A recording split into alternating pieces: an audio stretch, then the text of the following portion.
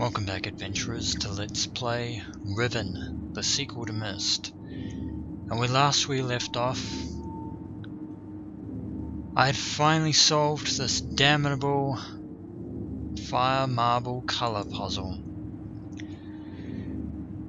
And the machine is now working, which means that all the books leading to Ghehn's 233rd age in each of the fire marble domes around Riven are now working. They now have power. They now have the power they need to bridge the link.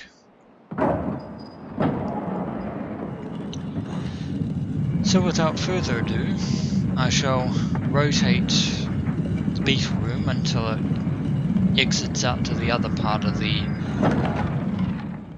other side of the golden dome, and make my way over to the Temple Island dome, the one that's still open here on Temple Island. We've actually made quite a bit of progress now. We're about to enter a world. We're about to enter a new age. We are about to leave Riven behind. All throughout this LP, we pretty much have been on Riven. Riven has been the major hub age for pretty much the majority of this adventure. But now we must bid Riven adieu. There is the fire marble dome that I shall be entering at some point. And there's the sound of the machine thrumming away. It's glorious. But now I shall head down here. The other entrance leads to the Boiler Island. Actually, did I want to go? Yes, I wanted to go this way because this is where the lift is. Down we go. Down to the stairs of the Temple Island. Of the Temple Dome, which is behind us here. Up we go.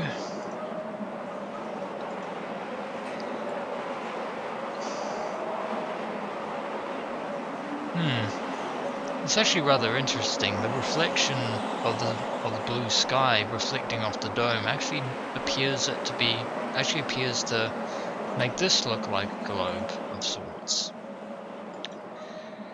There it is, lying patiently in wait. The 233rd book. Now, just checking my notes. This is 21. This is 16. This is 15. Second one is 13. And this one is 2, 3, 4. That should be right. And it is. The dome is open to us.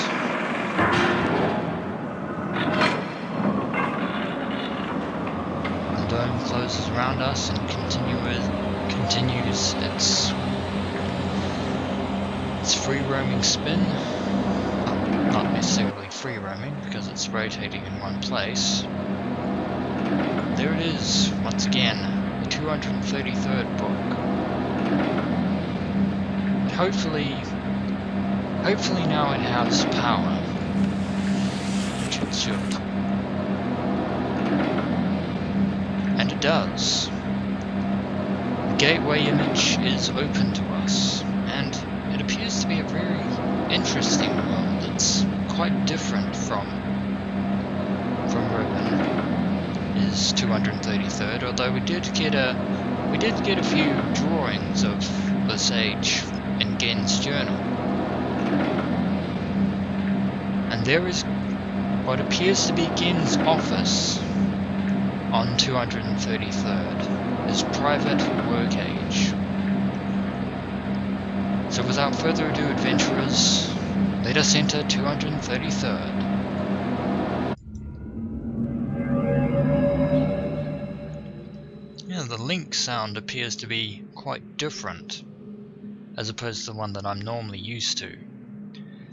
But here we are, in 233rd, and we appear to be in another cage, similar to the one on Riven.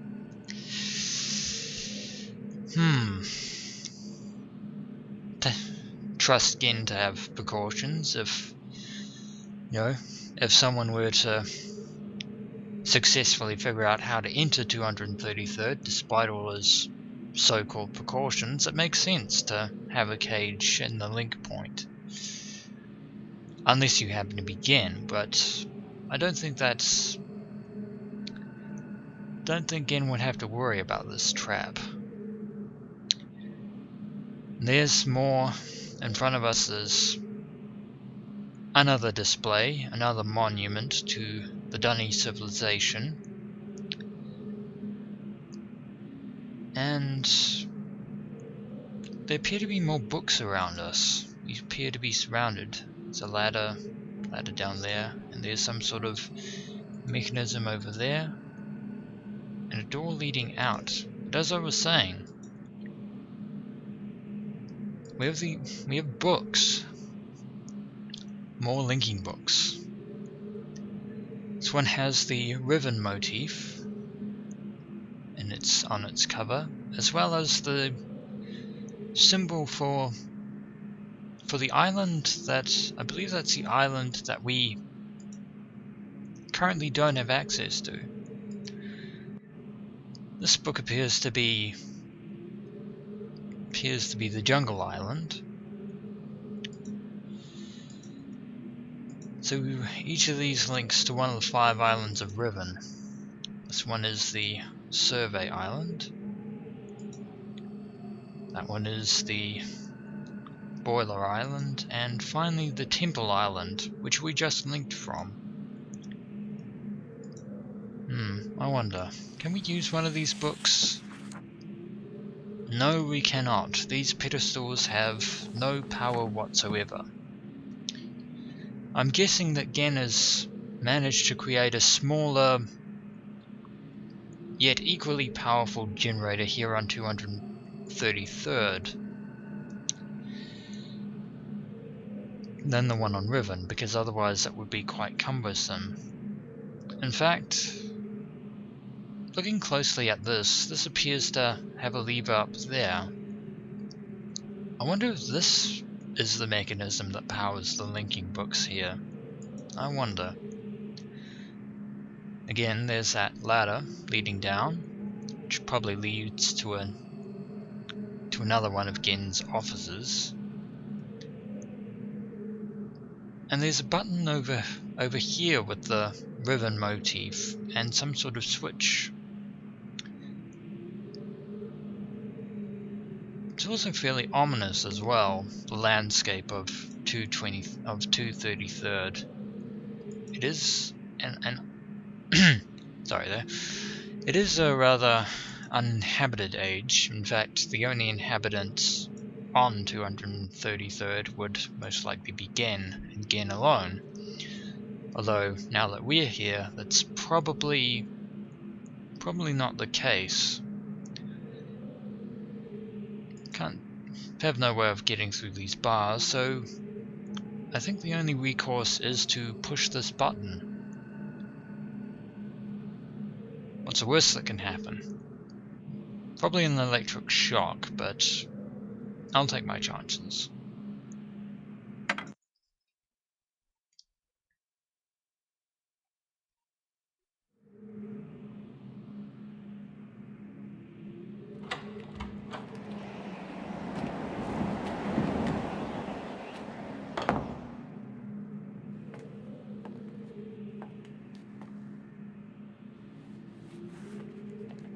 I apologize for the cage.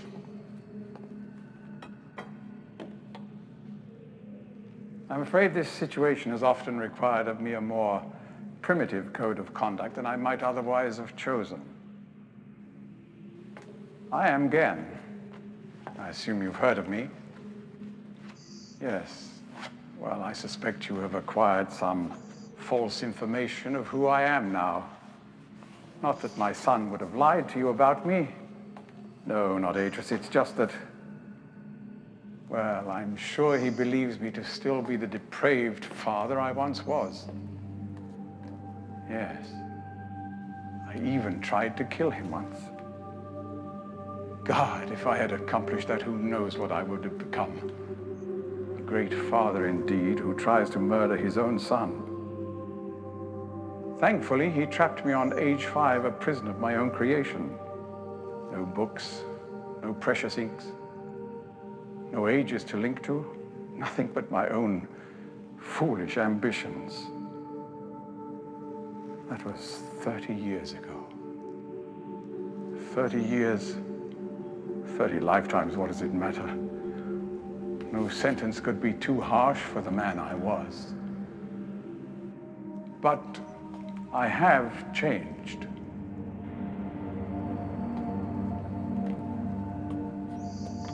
To be sure, the deeds of my past can never be completely atoned for, but my mission was an honorable one.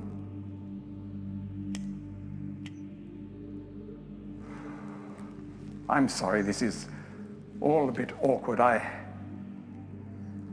It's been a long time since I've attempted to persuade anyone of my intentions. Most of the people here have already made their minds up about me one way or another. I myself do not trust the words of most men, so I don't expect you to believe me. In the end, though, you may discover that I do have more than mere words to offer.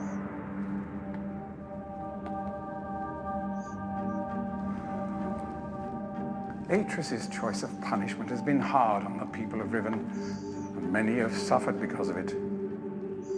The island has been steadily decaying for years, but according to my most recent measurements, it appears that the 5th age has entered its final days. Unless the villagers can be relocated soon, the island will collapse entirely and everyone will perish. It has taken me a long time to do it, but it appears that finally I'll be able to make some substantial amends to my past transgressions, especially in, well, I'm afraid I've had some trouble with Catherine and the moiety. In any society, there will always be a small percentage of the population with rebellious tendencies. Before Catherine appeared, the moiety, as they call themselves, had been relatively harmless. I mean, the natives here are a fairly violent people by nature, but I'd almost come to accept their presence. It seemed inevitable under the circumstances. Upon Catherine's return, however, their violence intensified considerably. It seems she's become some sort of religious savior to them. And as far as I can tell, she's come to believe this herself. So I've had no alternative. I had to separate her from her people. I must admit, though, that my concerns were not entirely for her safety alone. The actions of Catherine and the moiety have put my own life at risk on numerous occasions. Consequently, the lives of all the people here. Therefore, I must ask you to refrain from any attempt to free her. Although I'm sure Atris desires it.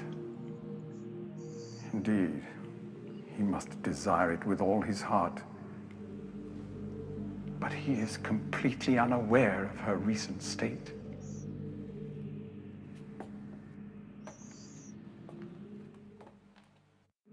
I know that you arrived in the 5th age with a book which was immediately stolen from you. Needless to say, its reacquisition is of interest to me, though my personal history with the moiety does not give me much hope for it. Still, there is a chance you might somehow manage to retrieve it. If you do, I would ask for the safety of all concerned that you bring it to me at your earliest opportunity. Again, to be honest, my reasons here are partly selfish. There is so much yet to be resolved between Atris and myself, especially in light of what has become of Catherine. In any case, my immediate concern is the completion of the sanctuary I've long promised to all the islanders. In the meantime, as a token of my good intentions, I will allow you free access to my linking books, crude though they may be, and to the rest of the Fifth Age.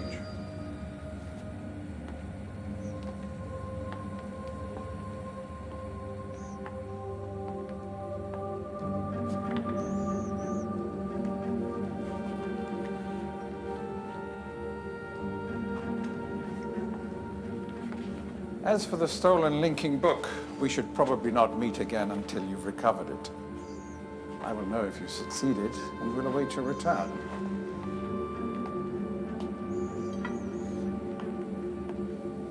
Good luck with your search.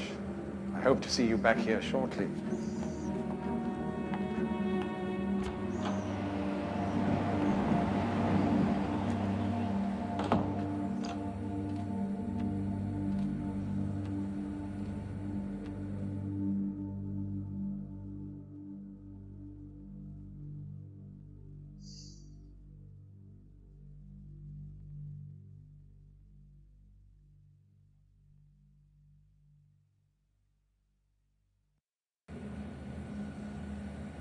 Well, that was certainly ominous. That was Gehn, the father of Atris. I see now, only now do I see, why Atris referred to him as a foe much greater than even Cirrus or Aknar could ever have imagined. I can understand how a man of his charisma could cow and manipulate the people like the Rivenese into believing that he is some sort of godlike figure. He is certainly a formidable foe indeed. He claims that he has changed in the 33 years since he spent on Riven, following his imprisonment by Atris and Catherine, but I'm not convinced. I mean, I've been in a situation before where I've had to judge the actions of Cirrus and Aknar, the two sons of Atris, and thus grandsons of Gehn.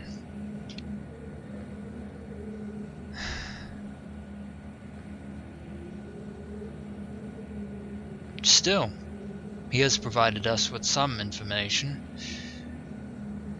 Catherine is alive, fortunately, although she is a prisoner of his.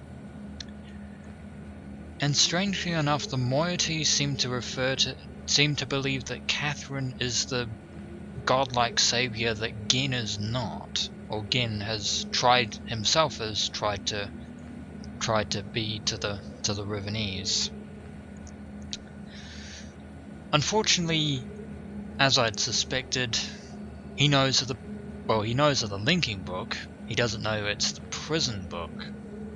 He doesn't know that it's a trap designed by Atris, should his Gehn's intentions be less than honorable.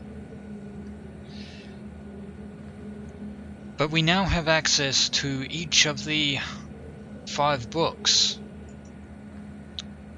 As you can see, they're all on, which means we can link to each and every one of them, which is fortunate for us thanks to this machine over here, which is empowering the books. So, when we return, adventurers, we shall see if we can find the prison in which Catherine is being held hostage. And eventually we shall have to start searching for their lost prison book. Until next we meet, adventurers.